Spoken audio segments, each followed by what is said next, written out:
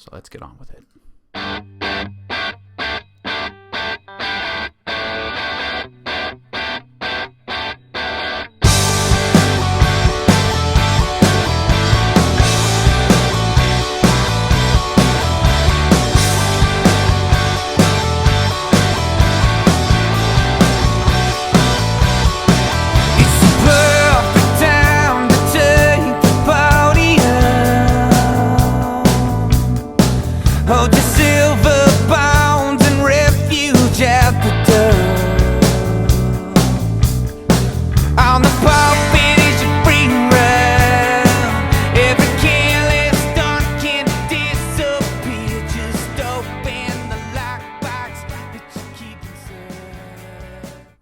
What's up, guys? It's Saturday, February 29th, leap year 2020, and how y'all doing? This is FritzCast. This is actually the first time I'm doing a FritzCast with video and trying all the stops out. I've got this new software, so I'm trying it out. The office is a little bit of a mess, but that's what happens when you live in a tiny house like me, my wife, and my young daughter do.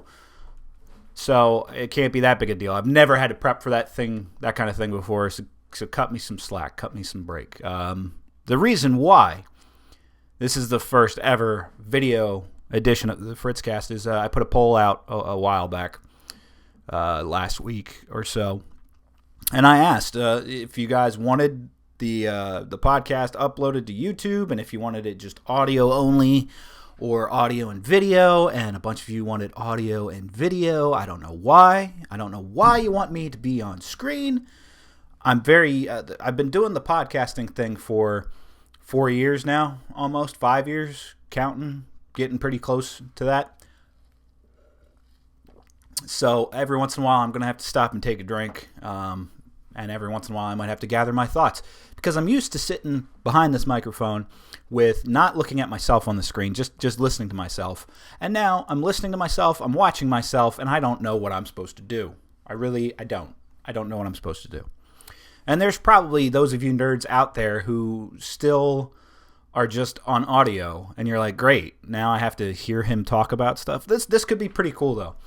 I've played around with the software. I can actually integrate YouTube videos and things like that. So when I go to play news clips, little audio clips that were strictly just audio for the podcast show, now I can throw up some video and it'll be interesting. It'll be like a little dual action stuff, and then maybe since I'm starting to do the interviews and getting that thing going, we might be able to do video interviews as well with people that I'm trying to get on the show. So that'll be great.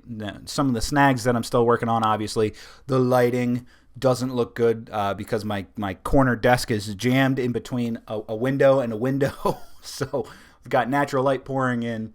I got to get some shades, some blockers for that, and then figure out how to install some lighting so it'll be good.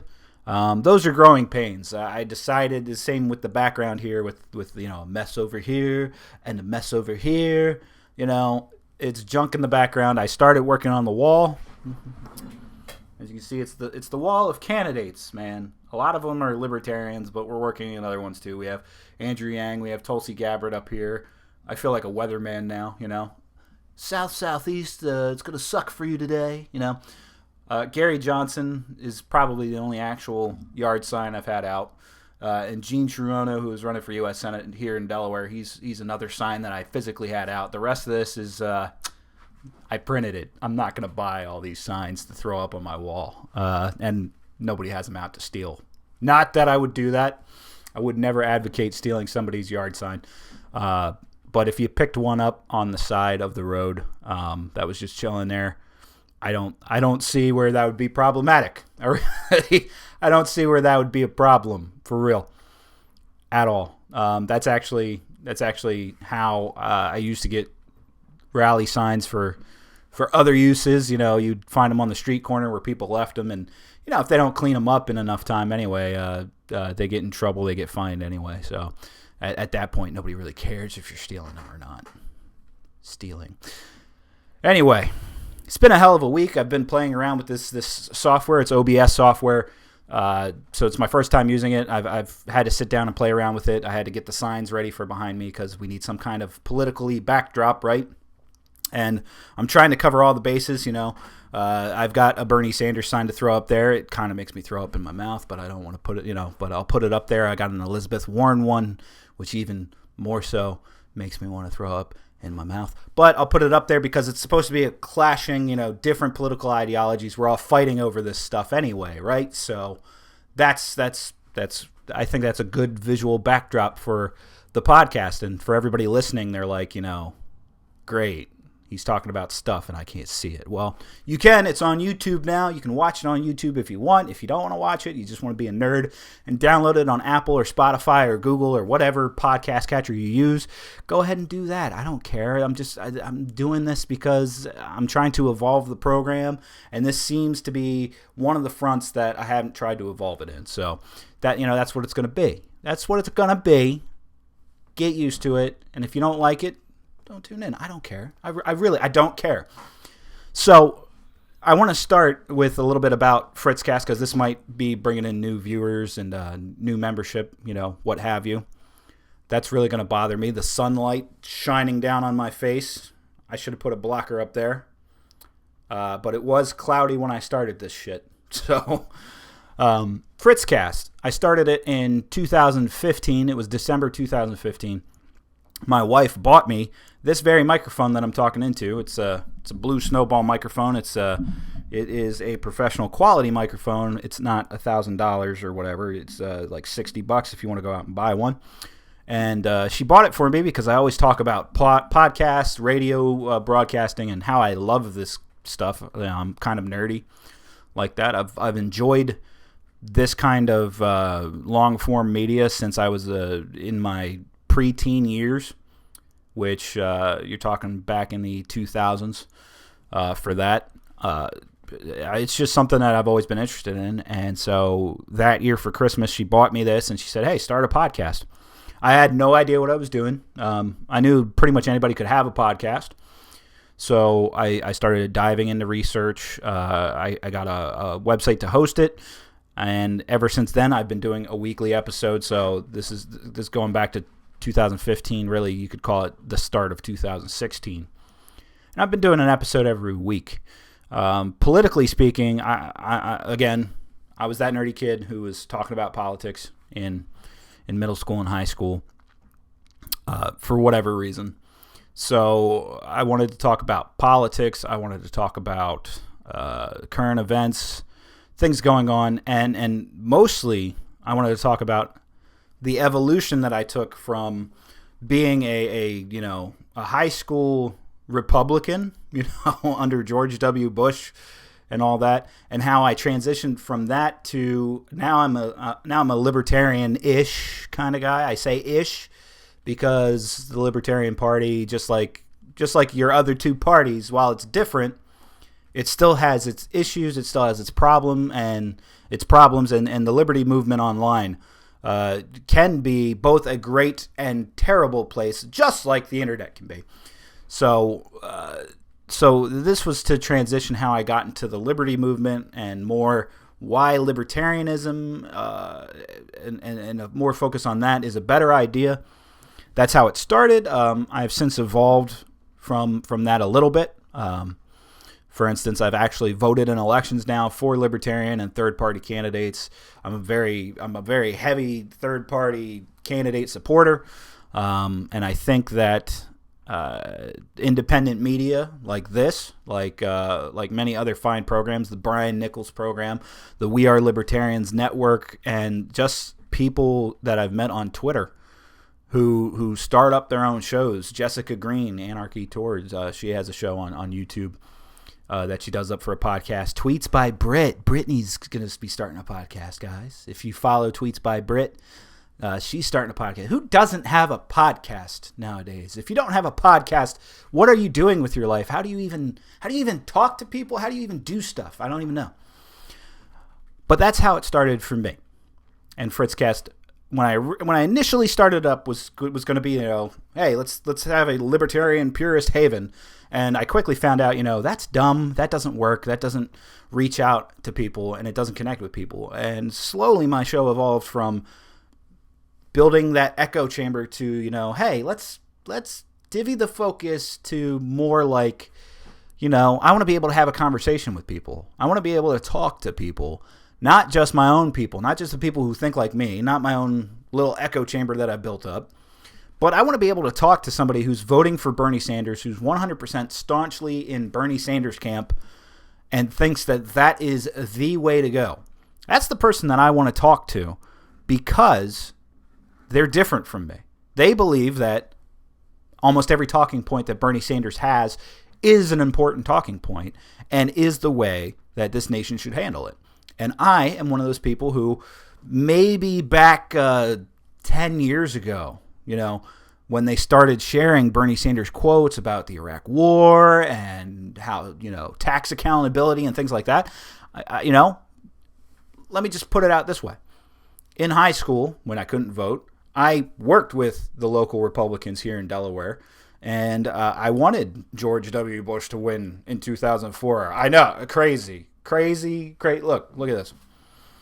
This is a whole roll of Bush Cheney stickers that I got after the 2004 election because they just needed something to do with it. I have them, and I don't I can't. I have this as a staunch reminder of where I came from and to never go back there again. And I'm not somebody who'd come up and say, I hate George W. Bush. He's the most evil man on the face of the planet.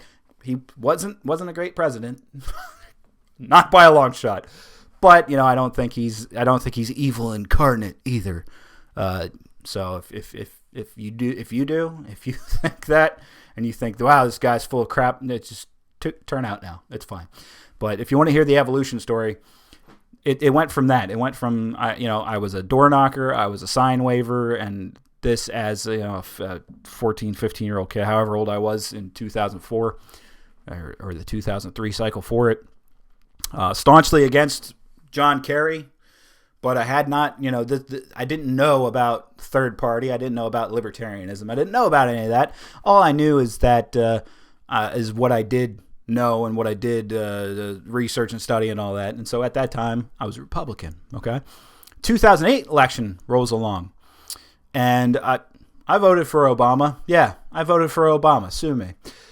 Because I bought into the hopey changey stuff. I was like, that's a good message. It's hope, it's change, it's different, it's what we need. And I wasn't going to vote for John McCain and Sarah Palin. I wasn't going to do it. I couldn't bring myself to do it at all. So I didn't. I just didn't vote for McCain, Palin. Okay, I voted for Obama. After 4 years of Obama, I was really underwhelmed with where the nation was, and I had started a walk onto libertarianism. People had told me the name Gary Johnson. I knew the name Gary Johnson, and here's where libertarian purists go, Gary Johnson's not even a good libertarian to talk about. But it got me somewhat interested in the party. I'm so freaking sorry about about how half my face is completely whited out. Changes will come, and this is an evolution process. So just go with the flow and have fun. And for those of you listening on audio, it's because the sun is glaring down in my face from this freaking window. But this is stuff I should have thought about. Anyway, Gary Johnson and Ron Paul, too. Ron Paul was another big, that was a big movement at the time. The Ron Paul, the Liberty Movement, getting all this, interesting stuff. I remember Ron Paul and Gary Johnson being on the Republican debate stage. Because I watched the debates like that. So it was walking towards that way, but I hadn't been sold just yet. So in 2012, I walk in the voting booth. I vote for Mitt Romney. Probably my lowest shameful point in voting ever. Hands down. Voted for Romney.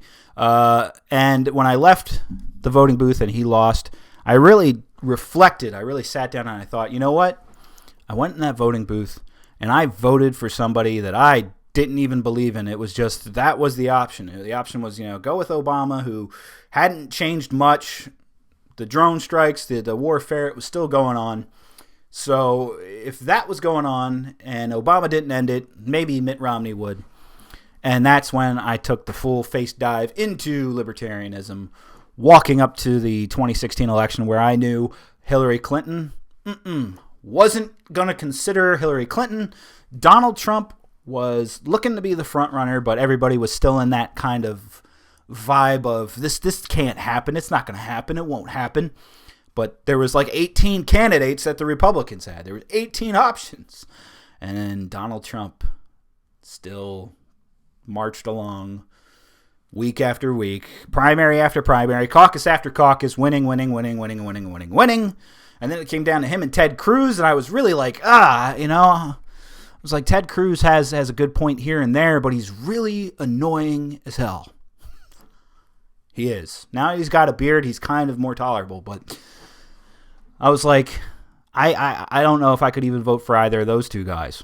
Once Rand Paul was out of the GOP primary, he was about the only one I was truly excited for. Once he was out, I was like, well, I'm just going to watch the Republicans and watch the Democrats, but I'm with the Libertarian Party here. And I was getting into Gary Johnson and Austin Peterson especially, and John McAfee, right? Brian of the Brian Nichols Show? Brian of the Brian Nichols Show. Isn't sure if I mispronounce names on purpose or if it's just because I don't know how to pronounce their names. But I used to say John McAfee, and it really would piss him off.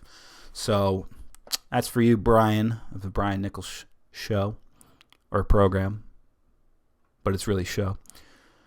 So I was getting into the libertarian candidates for that, and I was dead. I was enthusiastic for Gary Johnson. See, I'm not even sure how the camera works yet, but Gary Johnson, I did a couple different episodes praising Gary Johnson. I did an episode endorsing Gary Johnson, and among other things, I was sharing clips from the libertarian debates like mad. At that time, in 2016, the Libertarian Party was god awful at outreach and quality for these debates. Just for an example, and this is really cool having the video program that you listeners at home will be able to hear it. But if I pull this up, this is the screen that I can pull up and show you cool stuff.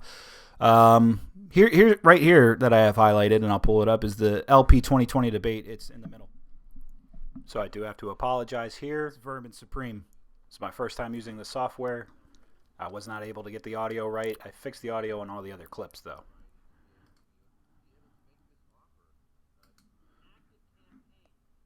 Now you can see.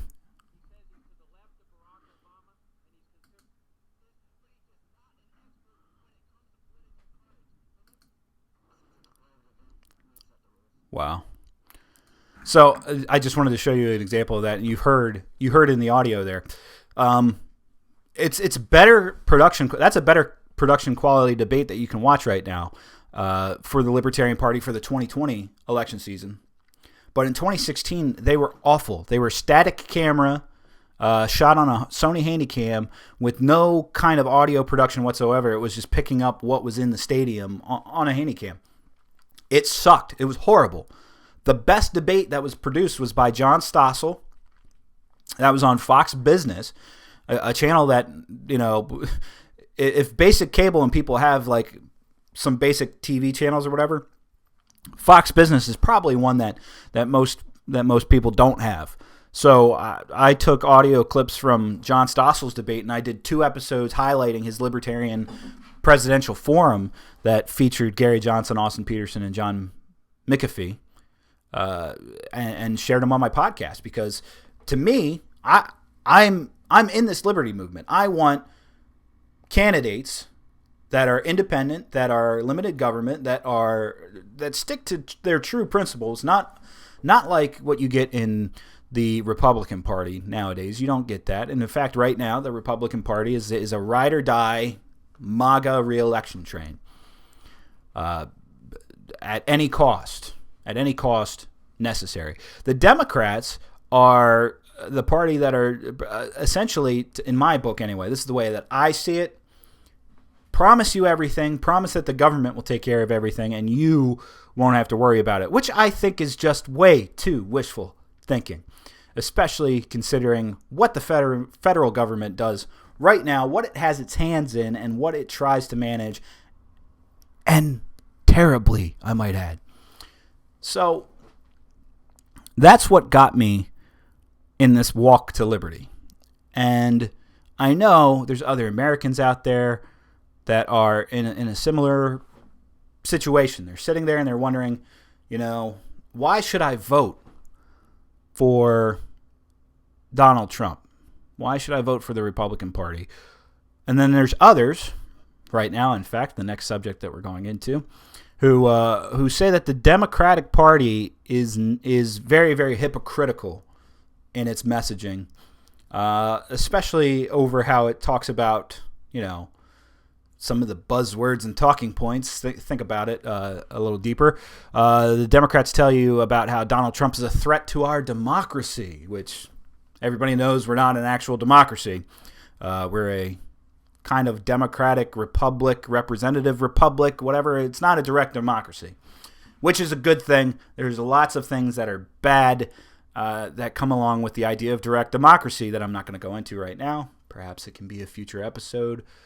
Perhaps even with some guests, maybe with some dissenters of that opinion or what have you. But the Democratic Party talks about how Donald Trump and the Republicans, it's a threat to democracy. It's a threat to our democracy.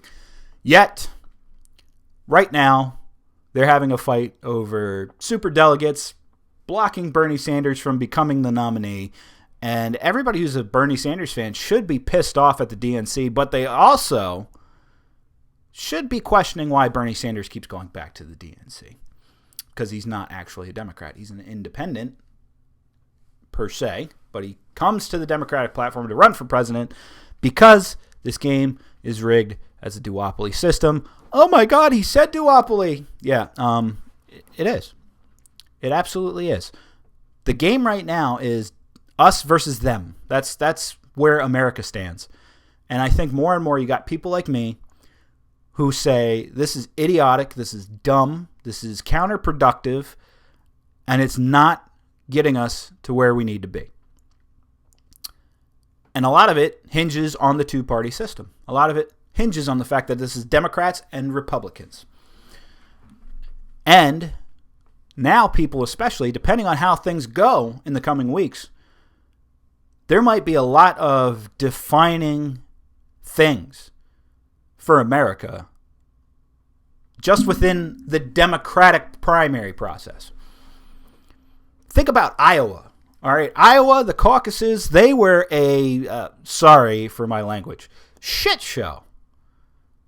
Terrible organization, chaotic, controversial, and that's just the tip of the iceberg. That doesn't even get into the layers of it.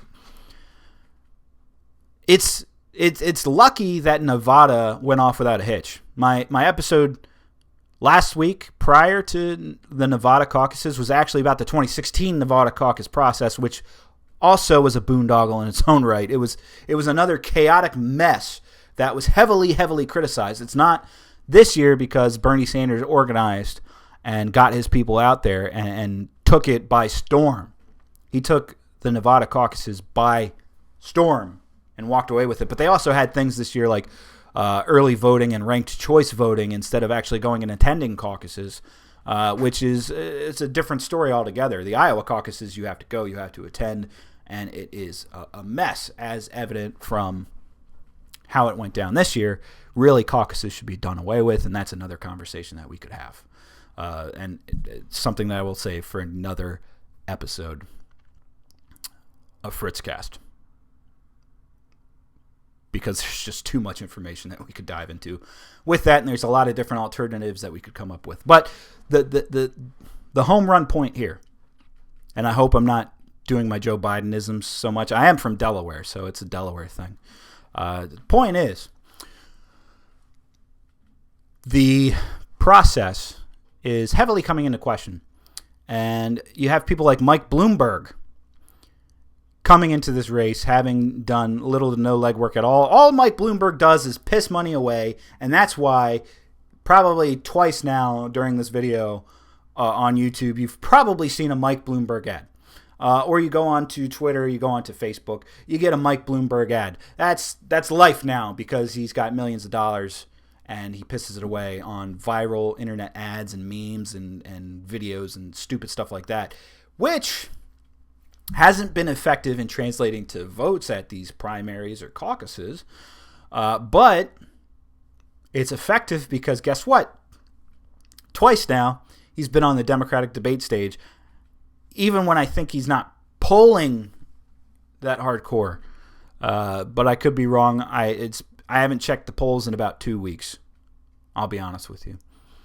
But the money factor is there, and now there's stories coming out about how Democratic superdelegates might try for a brokered convention to keep it away from Bernie Sanders. And I don't care if it burns the party to the ground in doing it because Bernie Sanders is more dangerous than allowing the people to put up Bernie Sanders as the nominee.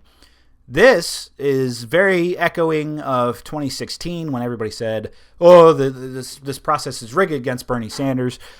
Even me, a guy who doesn't believe everything Bernie Sanders tells you, or I don't believe that his method or his way is the best way.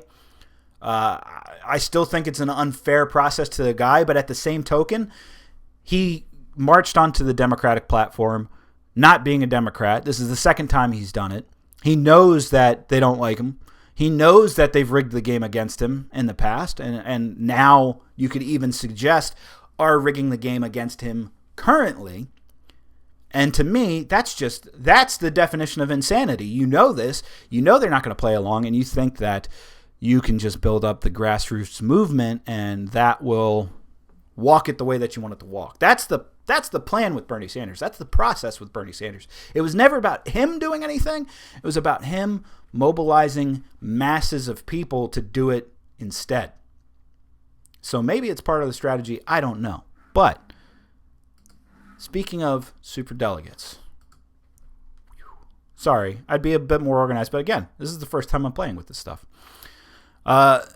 The last two debates, very interesting points have come forward because in the last two debates, the Democrats really did drop the boxing gloves and started fighting each other. They started picking on each other, especially maybe even as much as 3 debates ago, Elizabeth Warren has gone after Bernie Sanders, which they had a friendship pact. They were friends. I thought we were buddies, but the gloves are coming off. You're not winning. You can't. Amy Klobuchar beat you. What did she beat you with? By throwing binders at people? Amy Klobuchar beat Elizabeth Warren in New Hampshire. She came in 3rd. It went Sanders, Buttigieg, Klobuchar. So now Liz is desperate. She's on her heels, and she's throwing out. Superdelegates is the thing, though. This is from the Hill that we're going to play and listen to. Look at that. Look at that. Ads.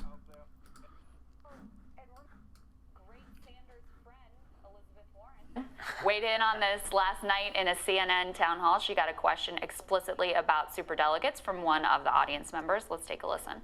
During the Nevada debate, you and every other candidate on the stage, except for Bernie, hello somebody, indicated that the candidate with the plurality of delegates should not necessarily be the nominee. Uh-huh.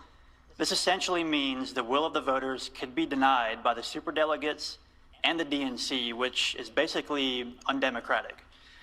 And in my opinion, is a bunch of baba booey, to put it politely. Baba booey. Can you explain why the will of the voters should not matter if no candidate reaches a majority of delegates? So you do know that was Bernie's position in 2016? Not necessarily, no. Yeah. He won 22 states, so he went to the convention. That was for his Bernie's voters. position in 2016, that it should not go to the person who had a plurality. Okay. So, and remember, his last play was to superdelegates. So the way I see this is you write the rules before you know where everybody stands, and then you stick with those rules. So for me, Bernie had a big hand in writing these rules. I didn't write them, but Bernie did. When they were putting together the 2016 platform for the Democratic Convention. Those are the rules that he wanted to write and others wanted to write. Everybody got in the race thinking that was the set of rules. I don't see how come you get to change it just because he now thinks there's an advantage to him for doing that. Before we continue with that, I hate to give praise to Elizabeth Warren, but there is a lot of these are the rules, and everybody agrees to the rules. You saw this with Julian Castro and Cory Booker, that when they had to drop out of the race, they said, the democratic process, it's not inclusive. It's not including us. It's exclusive of us, despite the fact that both of those guys knew the rules and actually signed on and agreed to the rules. But then you try to change the game in the middle of the contest when you're losing or when you lose out. You can't do that. But let's continue. Interesting. I mean, what is so disingenuous about that argument is, of course, the Sanders people on the DNC Unity Commission, Reform Commission, what they pushed for was to get rid of superdelegates entirely. Right. The compromise position that the DNC hacks forced upon them was keeping the superdelegates on the second ballot. So it's not like Bernie Sanders was like, yay, superdelegates on the second ballot, which she knows. It's incredibly disingenuous. But the other part of this that's very interesting doesn't quite jive with some of the things that Elizabeth Warren said in the past about superdelegates. Jordan Uhl, a journalist, found these clips of Warren talking about exactly this thing previously. Let's take a listen. Before we continue with that, Elizabeth Warren being disingenuous, how are you surprised by this? She talked about her Indian heritage so much, took a DNA test, which didn't validate any of that because I'm more Native American than Elizabeth Warren is, but I don't mark off that I'm Native American on literally anything that I do. But that's beside the point. The clips of Elizabeth Warren. I'm a superdelegate. And I don't believe in superdelegates. I don't think that superdelegates ought to sway the election. We're learning today that a new book that is coming out by Donna Brazile, the former acting chair of the Democratic National Committee, that the campaign of Secretary Hillary Clinton was far more influential at the Democratic Party, the Democratic National Committee, than we previously knew. Do you think, though, that what we're learning from Donna Brazile's book suggests that the campaign, that what the Democratic National Committee did, meant this election was rigged? Yeah, I think it was. It's a pretty powerful charge. Well, what we have to focus on now as Democrats is we recognize the process was rigged, and now it is up to Democrats to build a new process, a process that really works and works for everyone, and that as we go forward, we have confidence in the integrity of the system, that Democrats, as they run a primary, are going to let the people speak, and that we're going to have a candidate who's the candidate chosen by the people. That's just some of it. We'll hear this one too. In most democracies around the world, the person who gets the most votes wins. How about we make America that kind of democracy? Buzzwords abound, and when it's most convenient for you, it's great. Now, as far as the allegations here that Bernie Sanders was how these arguments were a little disingenuous against him. We have the momentum, and I think a lot of the superdelegates are now beginning to look at which Democratic candidate is in the best place to defeat Donald Trump. I think some of them are beginning to understand that it's Bernie Sanders. If you do not secure the majority of pledged delegates, do you still believe that superdelegates should switch and back you, in essence, rejecting the opinion of the voters? If those superdelegates conclude that Bernie Sanders is the best candidate, the strongest candidate to defeat Trump and anybody else, yes, I would very much welcome their support. Should the person with the most pledged delegates be the Democratic nominee? Well, I think if that was the only criteria, then you get rid of all of the superdelegates, which may not be a bad idea. But you do have superdelegates. You got 700 superdelegates. And I am not a great fan of superdelegates, but their job is to take an objective look at reality. And I think the reality is that we are the stronger candidates. So those superdelegates who came on board before I was even in the race, you have got the very grave responsibility to make sure that Trump does not become elected president of the United States. Vote for the strongest candidate. In fact, Hillary Clinton wins the majority of pledged delegates on top of what she's done with superdelegates. Are you going to try to turn them? Yeah, we are. We're on the phone right now. You'd be defying history. You'd be defying the will of the voter, right? Hillary Clinton. Defying history is what this campaign has been about. I think that the will of the people should prevail. Yes. Thank you, guys. Most votes should become the nominee. Sorry about that. Like I said, learning. But it's one thing to say that people can evolve and really truly change their opinion. I think those clips were Bernie Sanders treading lightly. 2016, you don't want to rattle the cage too much, especially because the rules are set against you. The whole process is set against you. Hillary Clinton's anointed. She's the one. Move along. So there was a bit of that, but there was a bit of pandering and playing to the base, you know. How he said he was going to fight on the floor of the Democratic convention. And what did he do? They called his name and he said, yes, my vote goes to Secretary Clinton. Wow, what a fight. What a fight. But, you know, it's part of the game. Part of the game, and then he went back to being good old independent Bernard Sanders, you know, from Vermont. And but this time he's ran, and every time he's ran, he's presented as an independent. He's talked about as an independent. Everybody virtually agrees that he's not a Democrat. He even says he's not a Democrat, but he wants to change the whole Democratic Party process. And there's some you know, fight to be had on that, and that's where it stands right now. What should change in our primary processes for the party? Who gets to set the rules? What makes more sense? What's more democratic? What's the best way to pick a candidate? There's a lot of different questions that you can ask for that. And pretty soon, I think I'm going to do up an episode where we're going to look at different options. We're going to look at ranked choice voting, instant runoff voting, different things, because I'm not that libertarian, or rather, I should probably say I'm not that staunch constitutionalist that says we have to keep the Electoral College because that way, all the states are represented proportionally or whatever. I don't think you'll ever hear me say direct democracy is a good idea. I don't think you'll ever hear me say that we should switch to a one-for-one, flat-out Democratic vote. And I can go into the reasons and the different nuances about that in this episode that I'm plotting. And I'd rather do that, because if I do it now, it'll be a tirade. But I'm not against change, especially as an independent-minded person, somebody who's a member of the Libertarian Party, a party that is the third largest party in the United States, but can't hold legitimate ground in the way that the current system is set up. You're not going to hear me say that we can't talk about looking at things different from the Electoral College, and you're not going to hear me saying that we can't look at other options like instant runoff voting, ranked choice voting, things of that, just to see if it's not a better method. So there you have it. That's the episode for today, guys. I thank you for watching, for those of you who watched.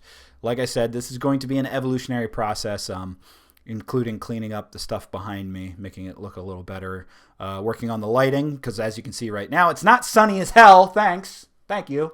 Now it's cloudy out, and I won't be able to go outside and do anything because it'll be raining or whatever, and I'll complain about that later. But this will evolve. I had fun doing this episode. This is the first time I really sat down and done it like this. I like being able to throw up YouTube videos and have you have something else to watch. I think it's fun. It was fun to have a little intro video. Still got to toy around with that, though. Got to refine this stuff and make it look good.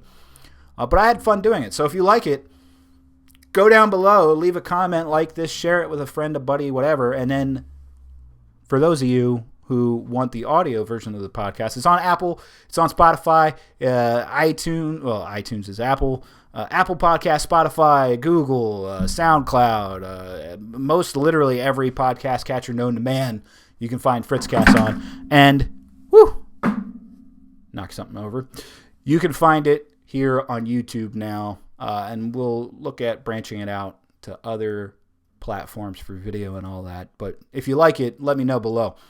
And post your thoughts. If you think I'm full of crap, post it. I don't take things personally. You can say that my opinion is shit. I don't care. I'm cool with it. Do it. All right? I love you guys, and I'll see you guys next week.